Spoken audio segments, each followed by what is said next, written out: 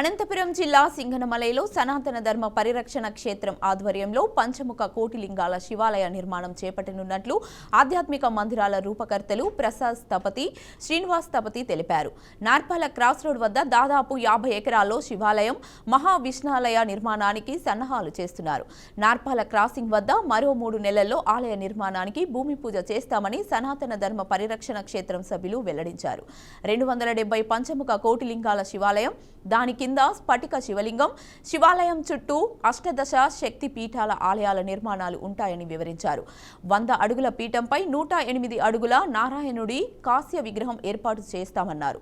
దేవాలయాల ఎదురుగా 54 అడుగుల గరుడ నంది విగ్రహాల ఏర్పాటు, వైదిక ధర్మాలను ఆరాధన పద్ధతులను నేర్పించే పాఠశాల, డిజిటల్ గ్రంథాలయం నిర్మిస్తామన్నారు.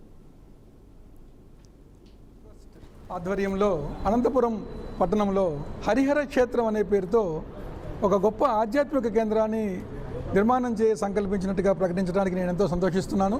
ఒక 300 అడుగుల ఎత్తైన ఒక శివలింగాన్ని రూపొందిస్తూ అందులో 1 కోటి శివలింగాల్ని ఇన్సర్ట్ చేస్తూ ఒకేసారి 1 కోటి శివలింగాలకు ఒక ఆరాధన, అభిషేకం, అర్చన లాంటి కైంకర్యాలను సమర్పించుకునే విధమైనటువంటి ఒక అద్భుతమైన శివలింగం, అట్లాగే ఒక 108 అడుగుల ఎత్తుకు పైబడినటువంటి మహావిష్ణు స్వరూపాన్ని ఇక్కడ ప్రతిష్ఠింప చేయాలని, అట్లాగే ఒక ఆధ్యాత్మిక పాఠశాల, అట్లాగే సనాతన వైదిక పాఠశాలను ఇక్కడ ఏర్పాటు చేయాలని, అట్లాగే మన ప్రాచీన గ్రంథాలను పరిరక్షించేటువంటి ఒక అద్భుతమైన గ్రంథాలయాన్ని, అది విద్యార్థులకు కానీ సనాతన సంప్రదాయాన్ని తెలుసుకోవాలని ప్రయత్నించే వాళ్ళకి కానీ, పరిశోధించాలని సంకల్పించేటువంటి దేశ విదేశీయుల ఎవరికైనా కూడా అందుబాటులో ఉండేటువంటి ఒక డిజిటల్ లైబ్రరీని, అలాగే తాళపత్ర గ్రంథాలతో నిండినటువంటి ఒక తాళపత్ర గ్రంథ భాండాగారాన్ని ఇక్కడ నిర్వహించాలి అని చెప్పి, పరిశోధనకి అట్లాగే అధ్యయనానికి సంబంధించినటువంటి ఏర్పాట్లు ఇక్కడ చేయాలని చెప్పి సంకల్పం జరిగింది.